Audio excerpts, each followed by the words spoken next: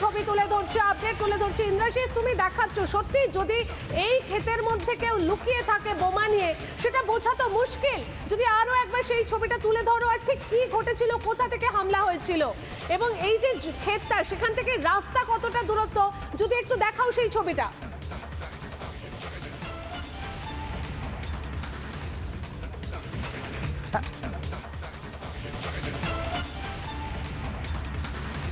একদমই দেখো, এই মুহূর্তে যে জায়গাটা দাঁড়িয়ে রয়েছে একেবারে ঘন জমি, ক্যাপসিকামের জমি, এবং সেই জায়গাতে এইখানে একেবারে জটলা করে কিন্তু পড়ে রয়েছে বোমার সুতলি। অর্থাৎ এখানেও যে বোমা ছিল, এখানেও যে বোমাবাজিটা হয়েছে তা কিন্তু একেবারে স্পষ্ট। এই যে তুমি দেখতে পাচ্ছ বোমার সুতলি পড়ে রয়েছে, ক্যাপসিকামের জমি, ক্যাপসিকাম পড়ে রয়েছে একদিকে, পাশে বোমার সুতলি পড়ে রয়েছে। এই ভয়ঙ্কর পরিস্থিতি এই মুহূর্তে গোটা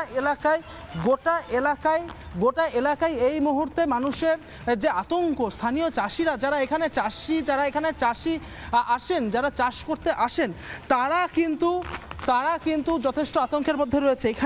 এখানে সুতলি রয়েছে, ফলত এরকম একটি ঘন জমি থেকে যদি কেউ বোমা ছোড়ে, আমি যদি দেখানোর চেষ্টা করি যে কতটা আমি নিচে রয়েছি, এই যে এতটা নিচে রয়েছি, এই এতটা জমি, অর্থাৎ আমার ওপরে এই যে ক্যাপসিকামের যে জমি, এই যে আমি এতটা আমি যেখানে রয়েছি তার ওপর অবধি গাছ চলে গেছে। অর্থাৎ আমার ঠিক নাক বরাবর জমি গিয়েছে, আমার ঠিক নাক বরাবর এই গাছগুলো রয়েছে। ফলত তার মধ্যে থেকে যদি কেউ বোমা হাতে নিয়ে এভাবে লুকিয়ে থাকে, তাহলে তার পক্ষে, কারোর পক্ষে খুঁজে বের করা সম্ভব নয় তাকে। এবং এই যে একদিকে রয়েছে এই ক্যাপসিকাম, উল্টো দিকে রয়েছে বোমার সুতলি, একবার পাশাপাশি পড়ে রয়েছে। দীপঙ্কর কাঞ্চিলার একটু ছবি দেখাও দীপঙ্কর দা।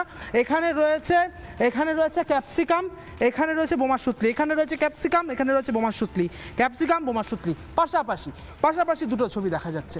এই রকম পরিস্থিতি, এই রাস্তা দিয়ে মানুষজন আসে, চাষিরা আসে। আমি একটু রাস্তার দিকে যাওয়ার চেষ্টা করবো, অর্থাৎ যে রাস্তা দিয়ে শওকত মোল্লা তিনি গতকালকে আসছিলেন, এবং সেটা এই জমি থেকে ঠিক কতটা দূরে আমি একটু যাওয়ার চেষ্টা করব, দেখানোর চেষ্টা করব।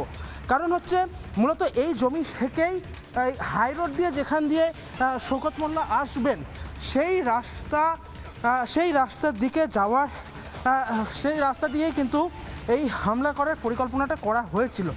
এই মুহূর্তে দীপঙ্কর কাঞ্চিলা যে ছবি তুলে ধরছে, আমি দীপঙ্কর কাঞ্চিলা বলবো দুটো ছবি দেখানোর জন্য। একদিকে এই জমি যেখানে ক্যাপসিকামের জমিগুলো রয়েছে, উল্টো দিকে হাই রোড, অর্থাৎ প্রায় হাঁটা পথে এখান থেকে মিনিট 2-1 সময় লাগতে পারে।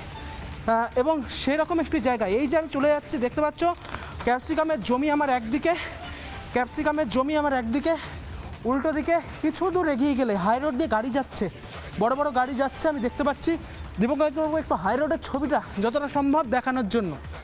এবং এই যে লম্বা একটা মাঠ, লম্বা একটা জমি, তার মধ্যে দিয়ে কার্যত গিয়ে সেখানে শওকত মোল্লা যখন ওই রাস্তা দিয়ে হাই রোড ধরে যাবে, তার উপর দিয়ে আমি দীপঙ্কর একটু এগিয়ে আসলে তুমি একবার হাই রোডের ছবিটা স্পষ্ট বুঝতে পারবে, যেখানে গাড়ি চলাচল করছে।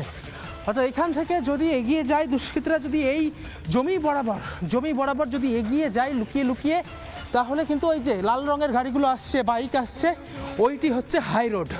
অর্থাৎ সেই রাস্তা দিয়ে কিন্তু যে টোটো যাচ্ছে আমরা দেখতে পাচ্ছি, ওইটা হচ্ছে হাই রোড, যে রাস্তা দিয়ে গতকালকে শওকত মোল্লা যাওয়ার। আর এই যে হাই রোড, পোলেরহাট থানা থেকে ঢিলছোড়া দূরত্বে বিধায়কের গাড়িতে হামলা হলো। তুমি ছবি তুলে দেখাচ্ছ একদম ক্যাপসিকাম ক্ষেত, সেখান থেকে কিভাবে হামলা। আপাতত ধন্যবাদ ইন্দ্রাশিস তোমাকে। আর এইখান থেকে নানা ধরনের কন্টেন্ট দেখার জন্য লাইক করুন, শেয়ার করুন আমাদের ফেসবুক পেজ, সাবস্ক্রাইব করুন আমাদের ইউটিউব চ্যানেল। পাশাপাশি অন্যান্য ব্রেকিং নিউজের জন্য অবশ্যই চোখ রাখুন রিপাবলিক বাংলায়।